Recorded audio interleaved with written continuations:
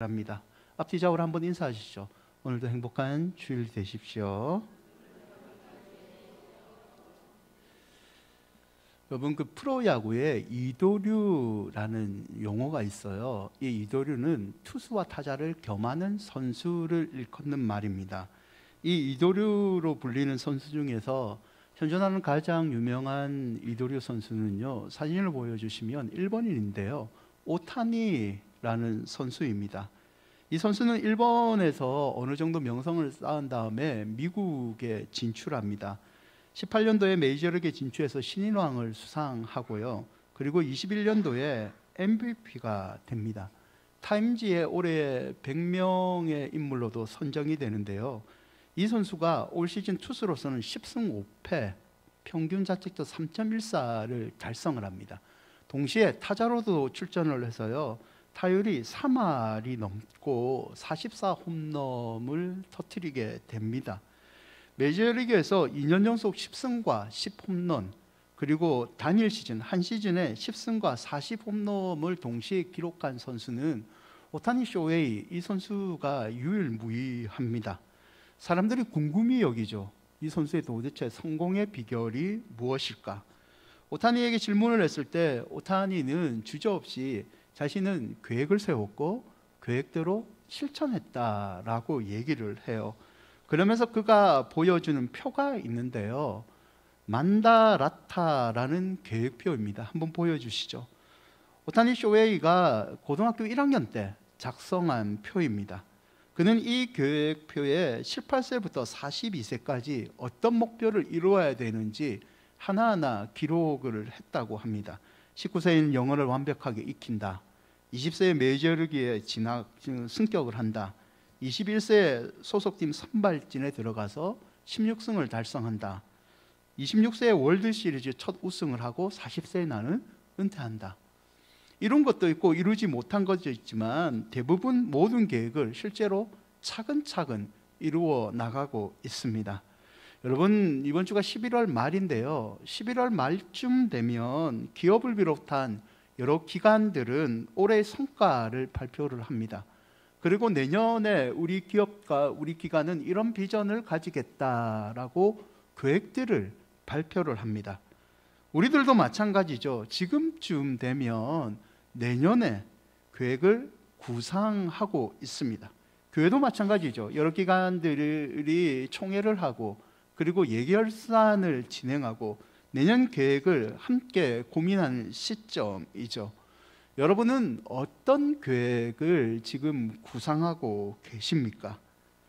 본문은요, 이스라엘이 출애굽하는 과정 가운데 하나님을 이해 못했던 부분이 설명되는 장면입니다.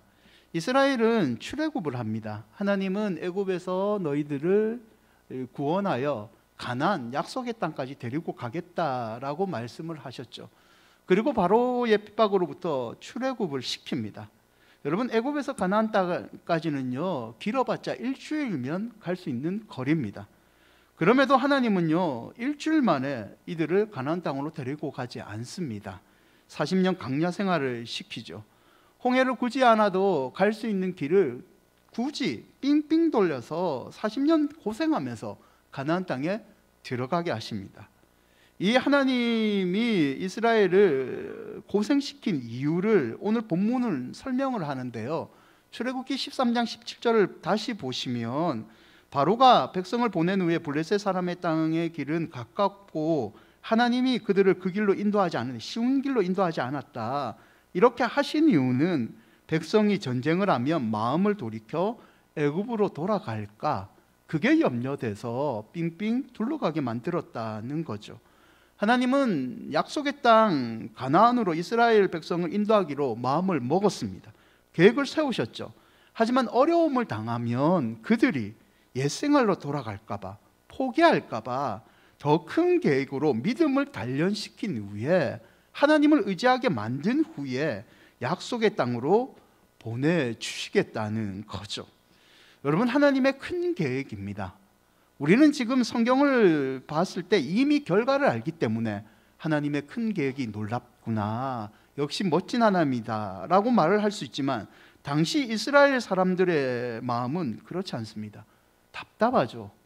아니 일주일이면 갈 수 있는데 왜 이렇게 돌아가야 되는 건가?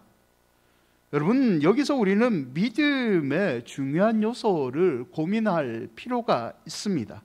믿음이라는 것은 하나님의 행하신 일에 대한 반응입니다. 여러분은 지금 여러분의 삶 가운데서 하나님이 여러분의 삶을 설계하고 그리고 실제로 이루어 주고 계심을 믿습니까? 여러분의 반응은 지금 어떤 반응으로 하나님께 나타나고 계신가요? 내가 원하는 기도 제목이 마치 쿠팡의 배달처럼 신속하고 정확하게 응답되면 하나님은 내 인생의 설계자이시며 위대하신 하나님의 계획을 찬양합니다 라고 고백을 하죠. 하지만 많은 경우 우리는 현실 가운데 어려움을 만납니다. 혼돈 가운데 하나님은 좋았을 때 들려주는 말씀이 아니라 혼돈 가운데 하나님은 얘기하시죠. 아들아, 나는 너를 사랑한다. 두려워하지 말라. 내가 너를 향한 큰 계획을 따라 놀라운 계획을 가지고 있다. 하지만 현실에는 내가 원하는 응답들이 오지 않고 있습니다. 히브리서 11장 6절은요 우리에게 이런 권면을 주는데요, 함께 읽어볼까요? 믿음이 없이는 하나님을 기쁘시게 하지 못하나니 하나님께 나아간 자는 반드시 그가 계신 것과 또한 그가 자기를 찾는 자들에게 상 주시는 이심을 믿어야 할지니라. 하나님은 분명히 우리에게 상을 주시는 분이십니다. 아멘. 크신 분이십니다. 히브리 저자는요 우리에게 권면하기를 믿어야 한다. 하나님을 믿는 믿음이 먼저다. 믿어야 우리 인생을 설계하시는 계획을 갖고 가신 하나님을 믿어야지 하나님은 찾는 자들에게 상을 주신다는 거죠. 여러분, 출애굽기 3장 1절과 2절을 보면요 이스라엘의 지도자였던 모세를 하나님이 찾아오시는 장면이 나옵니다. 모세가 미디안 광야에서 양을 치고 있을 때 하나님이 나타나십니다. 초자연적으로 나타나시죠. 떨기나무에 불이 붙고 타지 않는 기이한 광경을 보여주시고 모세를 부르십니다. 여러분, 이 신적인 부르심 앞에 모세가 하나님, 내가 오랫동안 기다렸습니다. 나를 불러주시면 감사합니다. 이제 이스라엘을 이끌고 출애굽을 하겠습니다. 그렇게 대답하지 않습니다. 초자연적인 방법으로 하나님이 자신을 불러주심에도 불구하고 4장 1절과 3절을 보시면 모세는 즉각 순종하지 않습니다. 확인 과정을 거치죠. 사람들이 나를 믿지 않습니다. 내 말을 믿을 수 있게 하나님 증거를 주십시오. 하나님이 이 모세의 말에 증거 주십니다. 지팡이를 던져서 뱀이 되게 하고요, 손을 가슴에 넣으니 나병이 생기고 다시 넣으니 나병이 낫는 기적을 보여줍니다. 나일 강문을 떠서 땅의 부분이 피로 변하게 하는 기적 보여줍니다. 그래도요 모세는 믿지 않습니다. 4장 10절에 이렇게 변명을 하죠. 나는 말할 자신이 없다. 나에게 말재주가 없는 문제가 있습니다. 하나님이 이거 해결해 주시면 순종하겠다라고 얘기를 하죠. 의심이 또 다른 의심을 낳고 있습니다. 여러분, 왜 모세가 신적인 하나님의 나타나심에도 불구하고 이렇게 믿지 못했을까요? 트라우마죠. 자기가 한때 애굽의 왕자였을 때 권력과 군사력을 가지고 이스라엘을 구원하려고 했을 때 그때 하나님이 응답하지 않고 모세에게 실패를 경험하게 하신 적이 있습니다. 출애굽기 2장 13절과 14절을 보면 자기가 군사력과 권력을 가지고 이스라엘을 구원하려 했을 때 오히려 자기가 구원할 때 히브리 사람들이 모세에게 뒤통수를 때립니다. 모세를 고발합니다. 모세는 자기 종족들 때문에 실패를 한번 경험한 적이 있기 때문에 지금은 왕자도 아니고 권력도 아니고 군사력도 없는데 하나님 말씀만 듣고 내가 어떻게 수많은 이스라엘 백성들을 바로와 싸워서 구원할 수 있겠느냐라는 의문으로 즉각 순종하지 않죠. 여러분, 모세의 이 마음이요 되게 합리적입니다. 여러분 생각해 보십시오. 제가 모세입니다. 모세. 제가 별명이 박모세예요. 모르셨죠? 어느 날 하나님이 저에게 나타나셨어요. 하나님이 확실하게 말씀하십니다. 내가 지팡이 줄 테니까 독산동 시흥동의 사람들을 다 이끌고 파주로 가라. 그곳에 내가 너와 함께 하리라. 제가 여러분한테 그 말을 합니다. 여러분은 뭐라 하실 거예요? 신고하실 거잖아요. 모세가 지금 그런 입장입니다. 합리적으로 생각했을 때 내가 지금 왕자도 아니고 군사력도 없고 지지라가 세력이 없는데 어떻게 사람들이 나를 따르겠습니까? 라고 얘기하고 있죠. 하지만요, 모세의 합리적인 생각 가운데는 결정적인 문제가 있습니다. 그 마음 가운데는 모든 시기와 계획을 이루는 사람은 하나님이 아니라 자기라는 생각이 있습니다. 하나님께서 기적적인 역사를 보여주시면서 모든 인생을 설계하고 실행하는 분은 하나님이라는 것을 알기 원했는데 모세는 자기가 모든 것을 계획한다고 생각하는 문제점이 있었죠. 그래서 출애굽기 3장 4절과 5절에 보면 모세를 불렀을 때 하나님이 이런 행동을 요구합니다. 같이 읽어볼까요? 여호와께서 그가 보려고 돌이켜 오는 것을 보신지라 하나님이 떨기나무 가운데서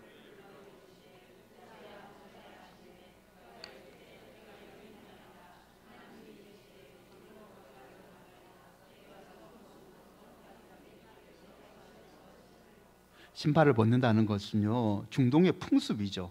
집안에 들어갈 때 양타 한 짝 깔려 있으니까 신발을 벗어야 됩니다. 주인의 청을 따라 신발을 벗고 발을 씻고 자리에 앉아 음식을 먹습니다. 이 근동에도 손님을 환대하는 풍습이 음식을 먹이는 풍습이 있어요. 이 음식을 대접받는 환대를 받으려면 주인의 요구에 따라 신발을 벗습니다.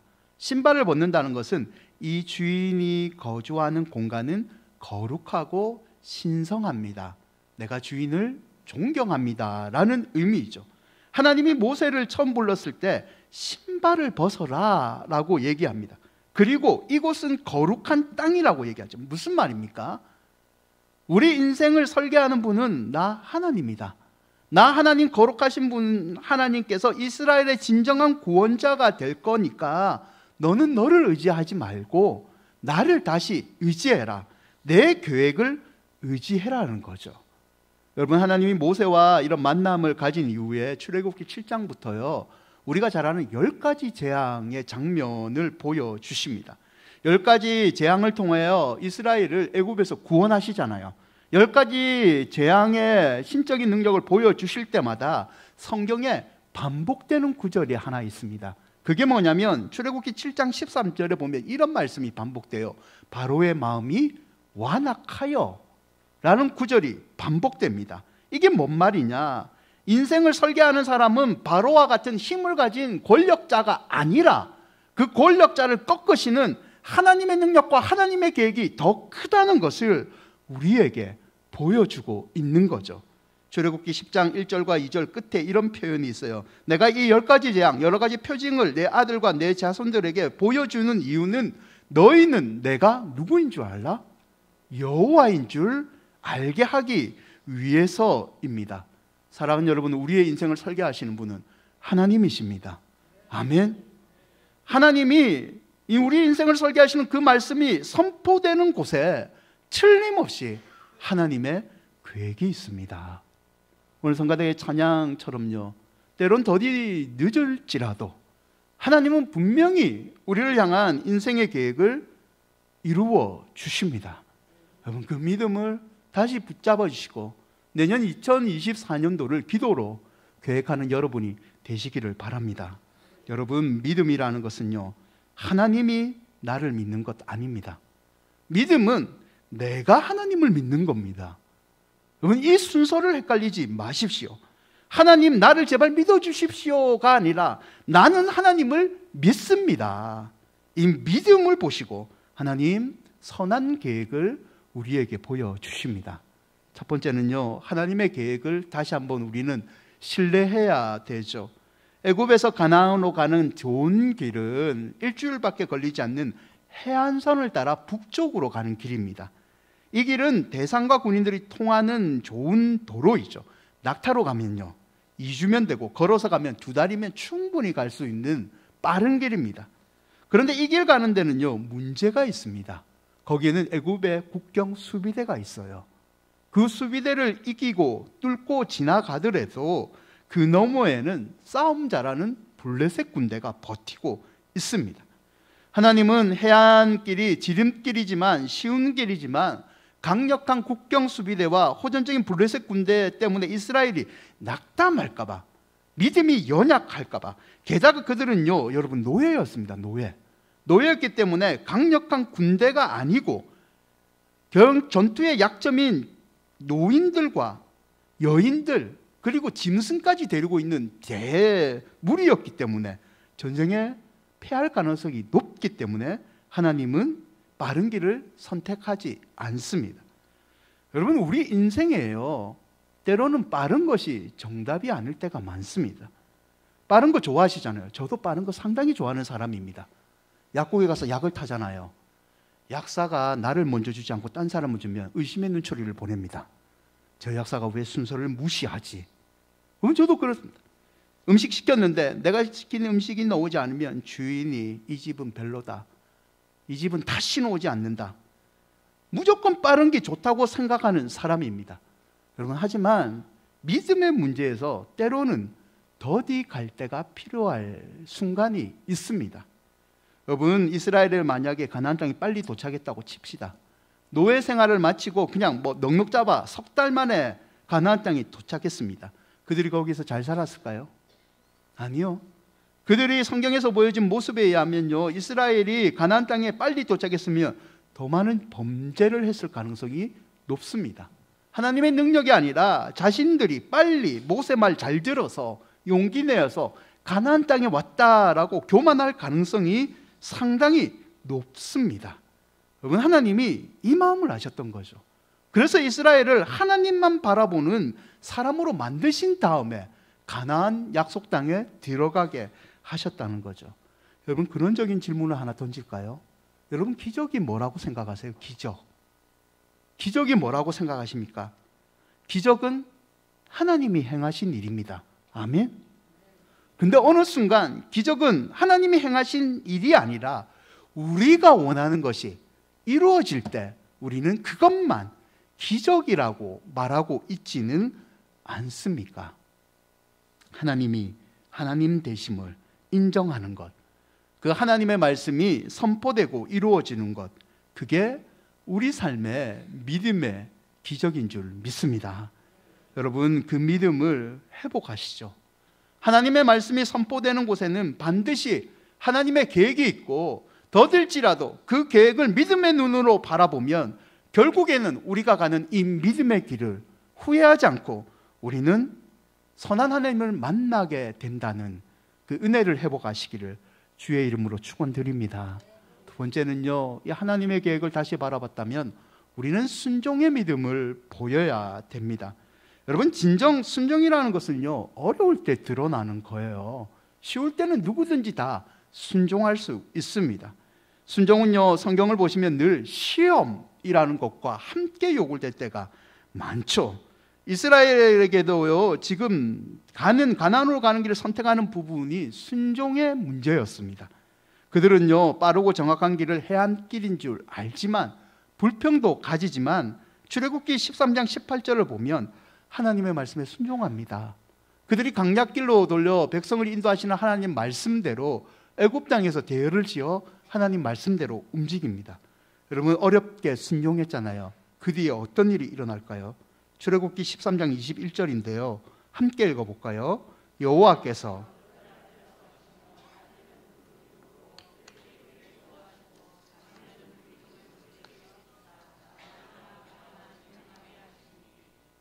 빠른 길 아니지만, 내 경험으로는 절대 이 길이 아니지만 하나님 말씀에 순종했더만 하나님이요, 그들 앞서 행하십니다.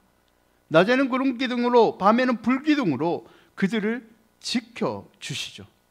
여러분, 순종하면요, 인생의 계획이 틀어지는 것 같지만 인생의 계획이 완벽하게 됩니다. 하나님 보시기에 정답을 우리가 선택하면요, 하나님은 결국에는 우리가 원하는 은혜를 내려주십니다. 이사야 55장 8절과 9절인데요. 이는 내 생각이 너희 생각과 다르며 내 길은 너희 길과 다름이니라. 여호와의 말씀이니라. 이는 하늘이 땅보다 높음 같이 내 길은 너희의 길보다 높으며 내 생각은 너희의 생각보다 높음이니라. 사랑하는 여러분, 하나님과 우리는 동격이 아닙니다. 하나님을 우리의 수준으로 내리지 마십시오. 순종은 하나님 마음을 아는 거고 하나님을 하나님답게 섬기는 것입니다. 출애굽기 13장 18절을 현대인의 성경을 보면요, 재미있는 표현이 있는데요. 하나님은 백성들을 홍해의 강약길로 돌아가게 하셨다. 그리고 이스라엘 백성은 이집트에서 나올 때 뭐같이 나왔다고 되어 있죠? 군대열로 지어 나왔다. 노예였고 430년 동안 노예였지만 그들이 어렵게 하나님께 순종했지만 당당하게 나왔다는 말입니다. 그냥 놓은 것이 아니라 자신들의 재산, 짐승들을 함께 데리고 당당하게 놓습니다. 여러분, 이 당당함은요, 하나님이 주신 거고 순종의 결과이죠.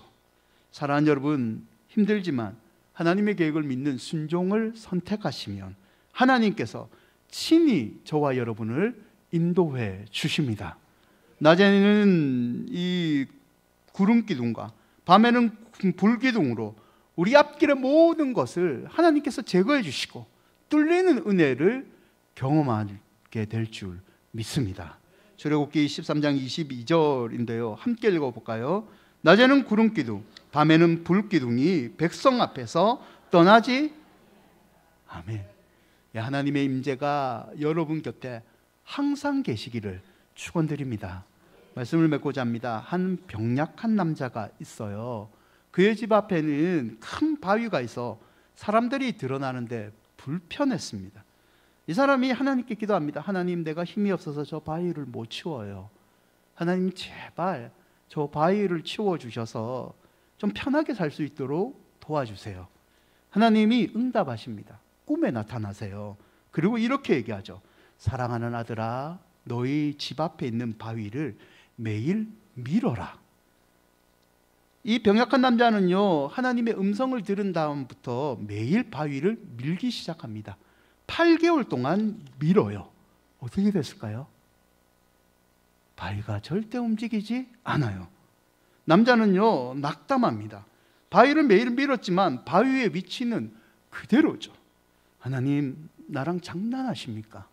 이럴 거면 나타나지 마시지. 왜 이런 헛수고를 하게 만듭니까? 남자는 원망을 하면서 울고 있었죠. 그때 하나님이 다시 찾아오세요. 그리고 이렇게 얘기하시죠. 사랑하는 아들아, 왜 우느냐? 하나님 말씀하셔서 지난 8개월 동안 바위를 열심히 밀었는데 바위가 꿈쩍도 하지 않습니다. 그때 하나님이 또 이렇게 얘기하세요. 아들아, 나는 바위를 옮기라고 한 적이 없다. 그냥 바위를 뭐라고 했죠? 밀라고 했을 뿐이다. 이제 그만 울고 거울로 가서 네 모습을 한번 비춰볼래. 거울 앞에 선 남자는요, 깜짝 놀랍니다.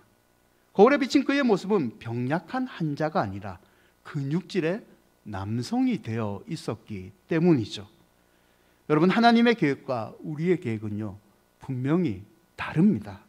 이걸 인정한다면요, 우리는 순종함으로 내 계획이 아니라 하나님의 계획을 바라보고 따라가야 됩니다.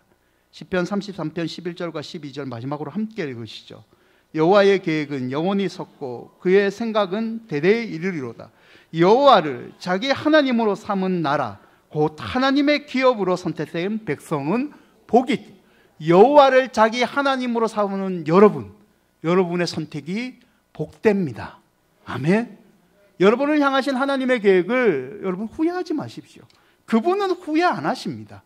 그분은 오늘도 우리에게 가장 좋은 것을 주기 위해서 가장 친밀한 계획으로 우리 삶을 인도하고 계십니다.